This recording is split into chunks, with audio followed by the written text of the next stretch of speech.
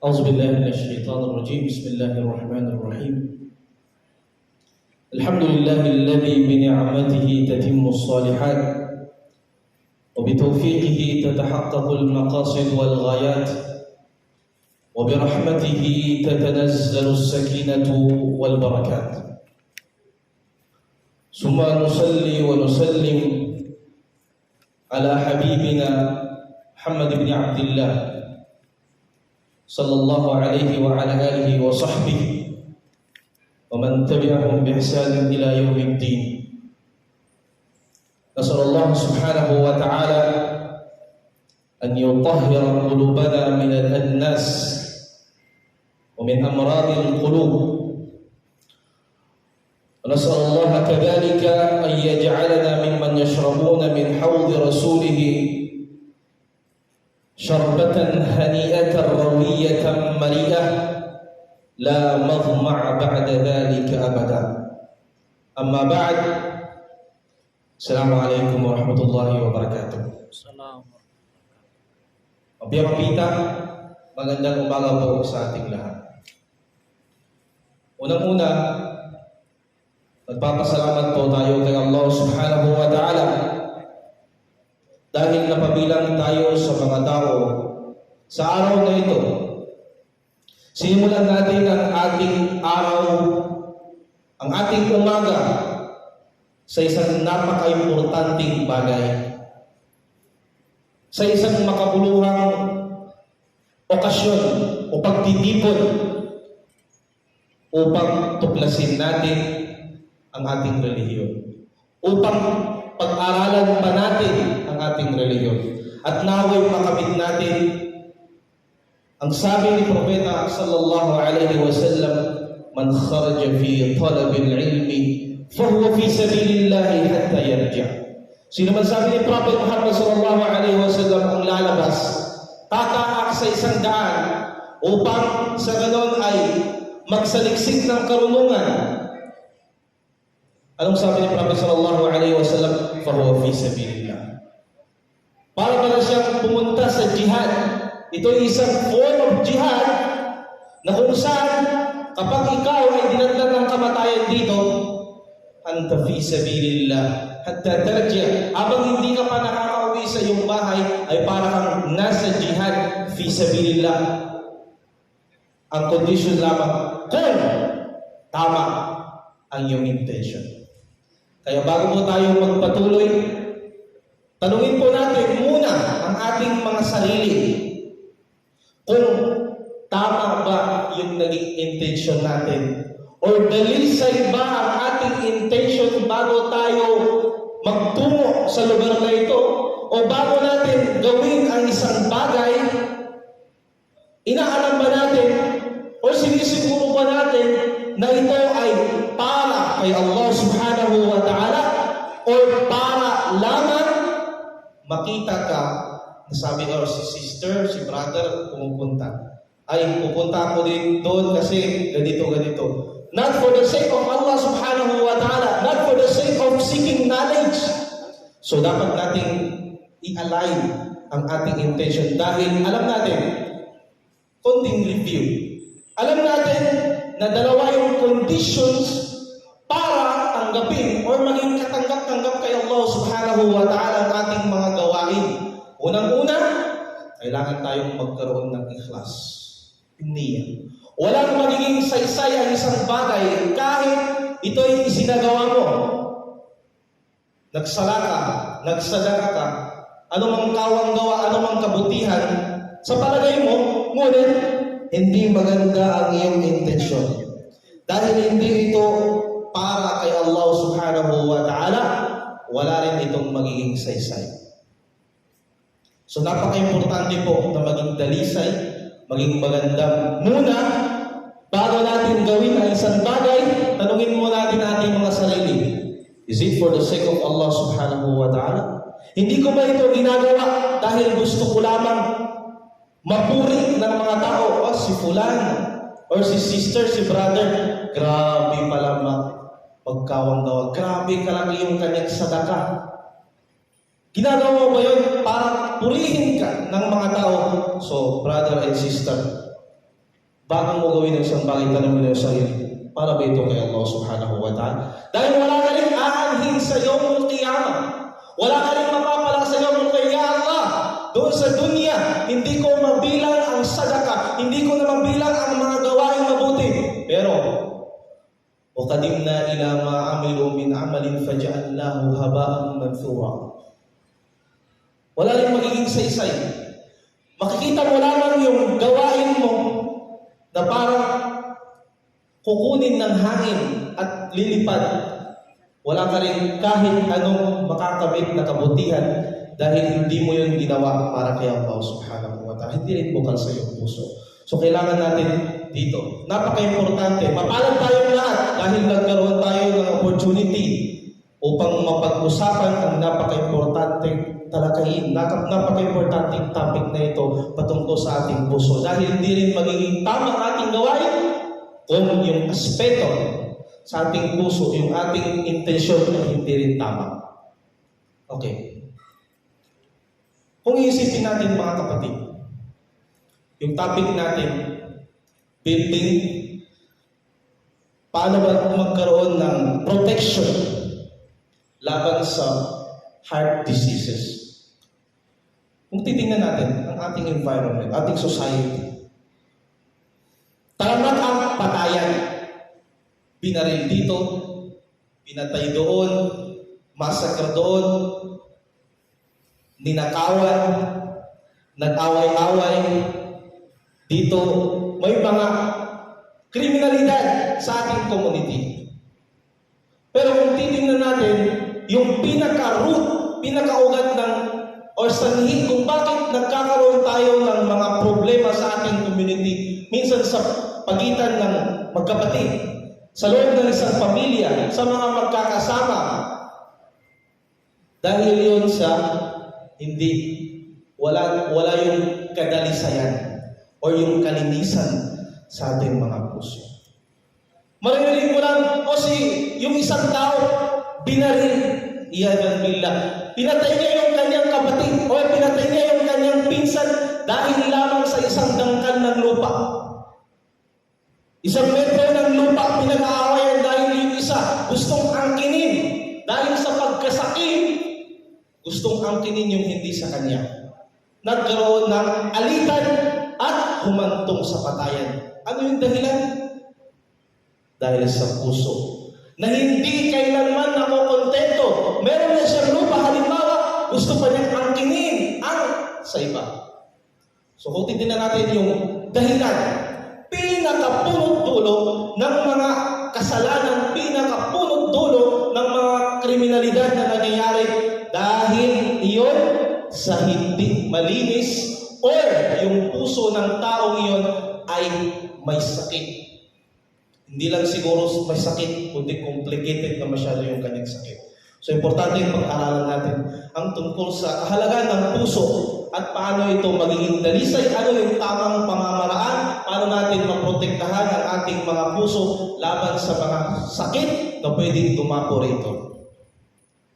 Tayo nga, very concerned tayo sa ating katawan. Wala din isa sa atin ang gustong magkasakit. Kaya nga, konting sipon lang, magpa-check up na ako, pupunta ako sa doktor. Magpapareseta ako ng tagkamot. Dali-dali kang pupunta sa pharmacy. Gusto mo, sa buong araw, napakalinis yung katawan mo. Minsan pa nga, may naliligo 3 times a day para lang maging malinis. Hindi lang sapat ang maging malinis, gusto pa niyang maging makinis, gusto pa niyang maging maputi. Kaya lahat ng products ng pampaputi, pampakinis, madaling maubos, lalo na sa mga kababaihan. Di ba? Nandiyan yung Maxipil. Gusto natin maging maputi, makinis. Kung hindi pa sapat yung Maxipil, proceed tayo doon sa glutathione. Kasi gusto natin maging maputi, maging dalisay yung physical na pangangatawan natin. Gusto natin mawala yung sakit. Ayaw natin magkasakit. Pero brother and sister, ganun ka rin ba ka-concern sa iyong puso? Ganun ka rin ba ka-concern na gaya ng pagiging concern mo sa iyong sarili na ayaw mong dapuan ng sakit, ayaw mong maging concern na ayaw mong magkasakit ang iyong puso, ayaw mong maging marumi yung puso. Yan yung tanong. Nagiging balanse ba tayo sa ating buhay? Kaya concern tayo sa ating mga sarili, na kung titingnan tayo, gwapo, maganda, malinis, maayos, walang sakit, pero hindi natin nakikita or minsan hindi natin nararamdaman na napakalakas yung pangangatawan natin, pero yung puso natin, hindi lang pala stage 1 cancer yung sakit ng ating puso, kung nasa last level na ng sakit. At minsan ito yung magdudulot upang titigas ang ating puso. Okay? Hindi natin pinag-uusapan dito yung mga common na alam natin na mga sakit. Hindi natin pag-usapan yung according sa medicine, yung coronary artery disease. Hindi yun. Yung heart arrhythmias, hindi yun. Yung heart failure, congenital heart diseases, hindi yun yung topic natin dito. Hindi yun. Maaring may lunas pa sa mga sakit na yun. Pero, ang pag-uusapan natin dito ay yung mga sakit na mas lalo pang mapanganib kaysa sa mga sakit na yun. Hindi natin namamalayan sa paningin natin, may mga tao, halimbawa, tabiya, sa tingin natin, buhay na buhay. Pero yung puso nila, patay na pala. Tumigas na. Hindi na tumatanggap ng advice. Ayaw nang makinig ng mga Islamic reminders. Ayaw na rin makinig ng Quran. Ayaw na rin magbasa ng Quran. Ayaw na rin mag-aral ng Islam. Dahil sobrang tigas na yung kanyang puso. Bigyan niya yan ng advice, papasok dito, lalabas dito sa kabila. Summa kasat qulubuhum min ba'di dhalika fahiya kal hijarati aw ashaddu qaswa. Ito yung pinaka-delikado. Kapag tumigas na yung puso, sabi ng Allah subhanahu wa ta'ala, dahil sa wala nating Islamic guidance, malayo na yung puso mo sa guidance ng Quran, sa guidance ng prophetic sunnah, kaya yung puso mo tumigas pa at mas matigas pa kaysa sa bato. Kahit pukpukin mo pa yan ng dali, kahit paluin mo pa yan ng Islamic reminders, wala na yan, hindi na yan tatalab. So yun yung pinakamahirap na kahahantungan natin ay hindi na tatalima, hindi na tatanggap ng anumang advice ang ating puso. So yun yung napakahirap. Yung mga ordinary na sakit ng puso, magkaroon ka man ng heart failure, siguro may lunas pa dyan. May remedy pa dyan. Pwede kang magpa-doktor, siguro gagaling ka pa. Pero kung titigas na yung puso at hindi ka magtatoba kay Allah subhanahu wa ta'ala, hindi natin alam ang Allah na ang bahala sa'yo. So mga kapatid sa pananampalatayang Islam, bakit mahalaga na pag-usapan natin ang tungkol sa puso natin, paano natin ito mapangalagaan? Unang-una, Allah subhanahu wa ta'ala amara bitathhiril qalb. Point number 1. Bakit kailangan natin itong pag-usapan? Ang Allah subhanahu wa ta'ala, alam natin na tayo ay pinag-utusan ng Allah. Inobliga tayo ng Allah upang linisin natin ang ating mga puso. Di ba maalala natin sa hadis ni Prophet sallallahu alaihi wasallam? Inna Allah la yanzur ila suwarikum wala ila amwalikum walakin yanzur ila qulubikum wa amalikum. Allah hindi niya tinitingnan yung mukha kung ikaw ba'y gwapo. Kasi lugi tayo kung gwapo lang yung titingnan. Okay? Kung maganda lamang. Hindi yan ang tinitingnan ni Allah yung physical appearance mo. Hindi tinitingnan ng Allah subhanahu wa ta'ala kung sino yung pinakamayaman. Walakin Allah yanzur ila qulubikum wa amalikum. Ang tanging tinitingnan ng Allah ay kung ano ba yung nasa puso mo, kung dalisay ba yung intensyon mo at yung gawain mo. Yan yung tinitingnan ni Allah subhanahu wa ta'ala. Kaya ang Allah subhanahu wa ta'ala ay nag-utos sa atin inobliga tayo na linisin natin ang ating mga puso. May isang hadith na banggit. Isang araw ang Prophet Muhammad sallallahu alaihi wasallam, habang siya ay nakikipag-usap sa masjid kasama ng mga sahaba, ang Prophet sallallahu alaihi wasallam ay nagwika sa kanyang hadith. Sayatla alaykum rajulun min ahli al-jannah. Sabi ni Prophet sallallahu alaihi wasallam, may papasok dito na isang lalaki na siya ay kabilang sa mga taong makakapasok sa paraiso. Ibig sabihin, hindi pa siya namamatay. Sinabi na ni Prophet na siya ay sigurado papasok sa paraiso. So, yung mga sahaba, habang sila nagpag-usap kay Prophet, sila ay nakalingon. Hinihintay nila kung sino yung papasok doon sa isang pintuan ng masjid. Nang pumasok, may biglang pumasok, isang lalaki. Pagkatapos niyang mag-perform ng wudu, hinahawakan niya yung kanyang balbas. At hawak-hawak yung kanyang tsinelas sa kanyang kaliwang kamay. At napalingon yung mga sahaba. Isa siya sa yung lalaki na yun kabilang sa mga ansar. Mga tao original na naninirahan sa Madina. Second day, ganun din ang sinabi ng Prophet sallallahu alaihi wasallam, may darating na isang lalaki na kabilang sa tao ng paraiso. At yun din, the same person, yung pumasok. Third day, naulit yung senaryo. Yun din ang sinabi ni Prophet sallallahu alaihi wasallam na mayroong darating na isang lalaki na iyan, na siya ay kabilang sa tao ng paraiso, ng Jannah. Sa pangatlong beses, lumingon ang mga sahaba, yun din ang lalaking binanggit. At yun din yung lalaki sa first day, sa second day, at siya rin yung sa third day. Hindi nakapagpigil si Abdullah bin Amr bin As. Sabi niya, ano ba yung sikreto ng taong ito na hindi pa siya namamatay? Sinabi na ni Prophet sallallahu alaihi wasallam ay kabilang sa tao ng paraiso. So hindi nakapagpigil si Amr bin As habang pauwi. Sa daan pauwi yung isang lalaki yon, yung lalaki na yon, sinundan ni Amr bin As hanggang sa matuntun niya yung bahay ng lalaking yon.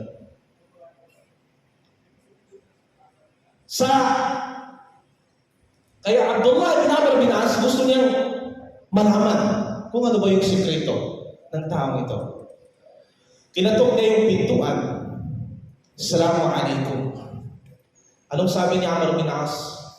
Sinabi niya sa lalaki yon na meron kaming naging alitan ng aking ama na si Amr bin As. Kaya wala akong matutuluyan, kaya kung maaari, tutuloy ako sa iyo. Dito muna ako magpapalipas ng ilang araw o ilang gabi. So pumayag yung lalaki. Ang purpose ni Amr bin As, Abdullah bin Amr bin As, titingnan niya kung ano ba yung sekreto ng lalaking ito. Mahilig ba sa qiyamul layl, tahajjud? Mahilig ba siya sa mga sunnah fasting? O meron siyang mga sekretong mga ibada na ito yung naging dahilan para siya ay mapabilang na sa tao ng paraiso. So, yung observation, sa loob ng 3 days and 3 nights na pamamalagi ni Abdullah bin Amr bin As sa bahay ng lalaki yun, wala siyang napansin. Hindi naman nagtatahajjud. Pagkatapos ng salatul isya, diretso matutulog na yung lalaki.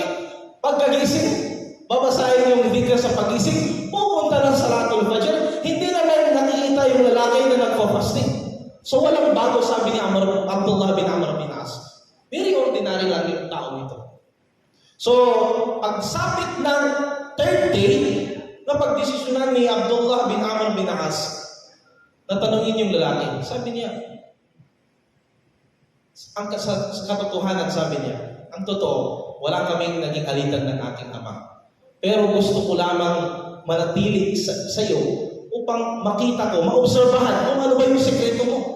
Na hindi ka pa namamatay, sinigurado na ni Prophet na ikaw ay kabilang sa Ahlul Jannah. So sabi ng lalaki, wala akong alam. Wala akong alam. Ito lang, yung nakikita mo, nagsasala ako 5 times a day. Ito lang yung alam ko na gawain ko. Habang papalayo na, nagdesisyon na si Abdullah bin Amr As na umuwi. Tinawag siya ng lalaki. Sandali lang, sabi niya. May sasabihin ako sa iyo, baka ito yung dahilan kung bakit sinabi ni Prophet sallallahu alaihi wasallam ang bagay na yun. Anong sabi ni? Sabi ni Amr bin, ano yun? Sabi ng lalaki na yun, Ansari. Sabi niya, hindi ako kailanman natutulog sa gabi. Hanggang nasa puso ko pa yung puot, yung galit at inggit sa sino man. Ibig sabihin, araw-araw sa gabi, hindi ako natutulog hanggat hindi ko inaalis sa aking puso kung meron man akong naging inggit sa aking kapwa. Kung meron man akong nakaalitan. Kung meron man akong nakagalitan. So yun yung kanyang sekreto. Bago siya matulog, inaalis niya mula sa kanyang puso ang mga bagay na yun. So sabi ni Abdullah bin Amr As, yan yung sekreto mo na napakahirap para sa amin. So tanungin natin yung mga sarili, brothers and sisters. Tuwing natutulog tayo, nasa higaan, patungo tayo sa ating higaan. Ganun ba yung gawain natin? Or, salungat doon sa gawain ng isang lalaki na yun, na inaalala natin kung sino man yung gumawa sa atin ng masama. Sino yung gumawa sa atin ng masama? Sino yung nag-backbite sa atin? Sino yung nagmarites patungkol sa atin? Yun yung inaalala natin. Inshallah, makapasa na kumana, sulyan ka pa. Okay? Or, hindi natin inaalis yung galit, yung puot, yung inggit. Nainggit ka kasi yung kasamahan mo na-promote. So, naninigit yung dibdib mo. Bakit ako? Pareho lang kami. Mas posigido pa ako sa kanya. Mas marami pa yung effort ko sa kanya kaysa sa office. Bakit siya na-promote? So, doon na magsisimulang magkakasakitan yung puso. Dahil hindi ka na mapanatag, magsiselos ka na. Bakit hindi ako na-promote? Bakit hindi ako? Dapat ako yung nasa posisyon niya. Maiinggit ka, yung kasama mo, nakabili na ng sasakyan. So maiinggit ka naman, uwi ka sa bahay, bawal ka matutulog. Sana madisgrasya yung sasakyan ni Fulan. Sana mabagsak siya. Sana matanggal siya sa trabaho. Sana masunog yung bahay niya. So, hanggat ganoon pa yung ating ginagawa, hindi natin aalisin sa ating mga puso ang puot, ang inggit. Yun na yung magiging dahilan para magsimula yung sakit sa ating mga puso. So yun yung first, bakit natin pinag-uusapan ang importance ng purification of heart, kasi ang Allah subhanahu wa ta'ala ay nag-utos sa atin na ito ilinisin. Yun yung number 1. Okay. Number 2, أثر هذا القلب في حياة الإنسان فهو الموجه والمخطط. Alam natin na napaka-importante sa ating mga Muslim, sa ating mga tao, na maging dalisay yung ating puso, dahil yung puso, yan yung nagmamando, yan yung central command sa ating katawan. Ayon sa hadis ni Prophet sallallahu alaihi wasallam, ala wa inna fil jasadi mudghah idza saluhat saluha sa'iru 'amali wa idza fasada sa'iru 'amali. Napakalit lamang ng puso. Isang kumpol lang ng laman dito sa ating katawan. Pero sabi ni Prophet sallallahu alaihi wasallam, napakadelikado. Idza saluha sa'iru 'amali. Kapag naging maganda, naging dalisay, naging malinis ang iyong puso, ano yung effect nito? Lahat ng mga gawain mo makakapasa. Magiging katanggap-tanggap kay Allah subhanahu wa ta'ala. Pero ang delikado, wa idha fasada sa'iru 'amali. Kapag nasira yung puso, naging makasalanan na yung puso, naging maitim na yung puso mo, sobrang tigas na yung puso. Sabi ni Prophet sallallahu alaihi wasallam, fasada sa'iru 'amali. Masisira rin. Maapektuhan ang lahat ng mga gawain dahil yung puso, yan yung commander, para bang commander sa ating katawan, na lahat ng parte ng ating katawan, yan lamang ay mga tagasunod. Executives lang sila.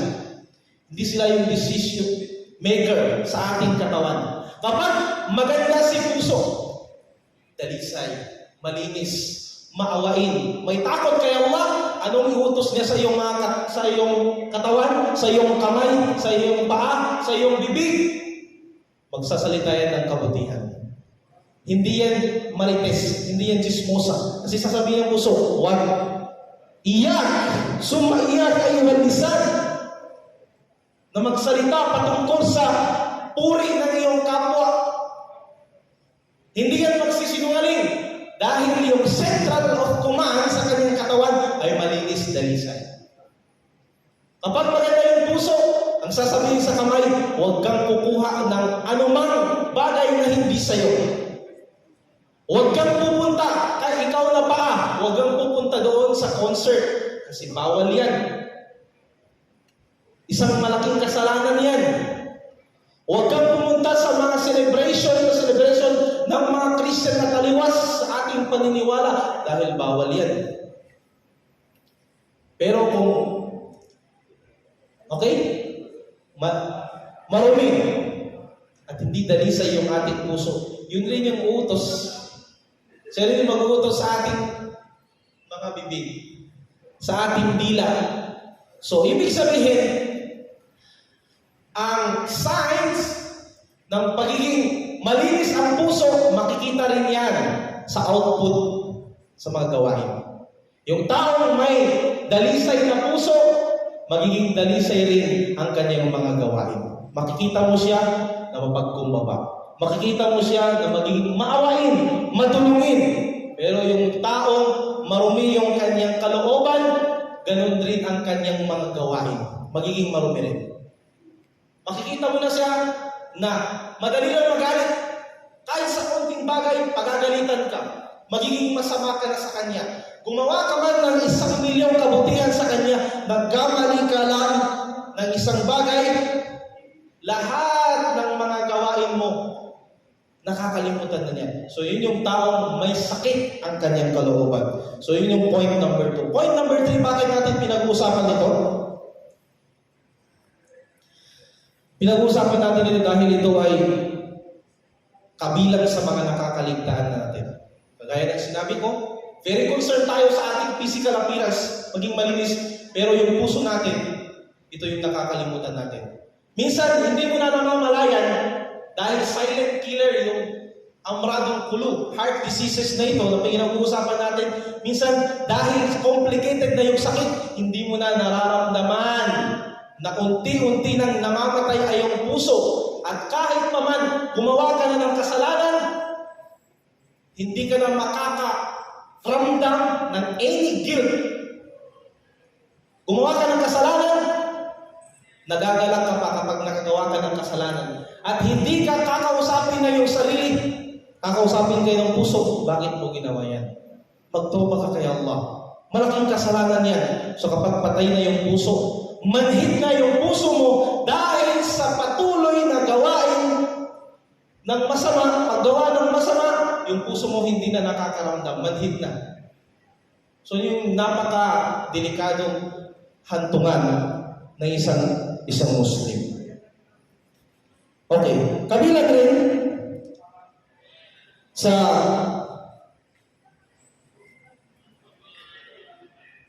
dahilan kung bakit natin pinag-uusapan ang puso. Kabilang sa mga tao o marami sa ating mga kasamahan, tabiya, ang focus nila, ang pinagtutuunan nila, ginajudge nila yung mga tao based sa kung ano ang nakikita nila. Okay? So tayo, huwag muna tayong mag-judge. Okay? So anong physical na nakikita natin? Hindi natin alam. Ginagawa ng tao yung pero mali yung pagkaintindi mo. Yung intention niya, dalisay. Pero mali lamang yung time na nakita mo siya nung ginagawa niya yung isang bagay. Or marami yung nangyayari na nagkakaroon tayo ng judgment sa mga tao based sa kanilang mga ginagawa pero hindi natin alam kung ano yung nasa kanilang mga kalooban. Okay. Sunod dito mga kapatid. Let's do some short check-up. Check-up na muna natin yung ating mga puso. Tingnan natin kung healthy pa ba yung puso natin or meron ng sakit. Stage 1 na ba yan? Stage 2? Or nasa last stage na ng diseases na malapit nang bumigay, malapit nang tumigas. Okay? So yung unang-unang pag-uusapan muna natin, babanggitin natin kung ano ba yung mga signs ng puso na dalisay. Okay, tingnan natin kung doon ba tayo napapaloob. Okay. Kabilang sa unang sign ng pagkakaroon ng dalisay na puso, annahu la yazalu yadribu ala sahibihi hatta yatuba ila Allah wa yunib. Yung puso, buhay. Kasi tatlong klase yung puso, divided into 3. Unang puso, ito yung tinatawag na kalbun salim. Ito yung dalisay na puso, may malaking takot kay Allah subhanahu wa ta'ala at patuloy na nag-strive para mas mapalapit pa kay Allah subhanahu wa ta'ala. So yun yung puso ng mga totoong mu'min, true believers. Pangalawang klase ng puso ay ito yung al-qalb al-mayyit. Ito yung patay na puso. Wala nang pagkilala kay Allah subhanahu wa ta'ala. Wala nang tinatanggap na advice. So yun yung patay na puso. Pangatlo, al-qalb al-marid. Ito yung puso na bay na bay, nasa pagitan ng dalawa. Hindi rin totally dalisay at hindi rin totally napatay. Pero nasa pagitan, pero kakailanganin niya ng gamot para sa kanya dahil meron siyang sakit. Ito yung puso na may natitira pang liwanag ng iman. Meron din siyang ikhlas sa kanyang mga gawain. Nagsasambayan din siya. Nagbibigay din siya ng sadaka. Pero, sa kabila nun, meron din siyang taglay na sakit. Minsan, sa mga ibang pagkakataon, gusto niyang magpakitang tao, gusto niyang mas lalo pa siyang makilala, gusto niyang mas lalo pa siyang maging mataas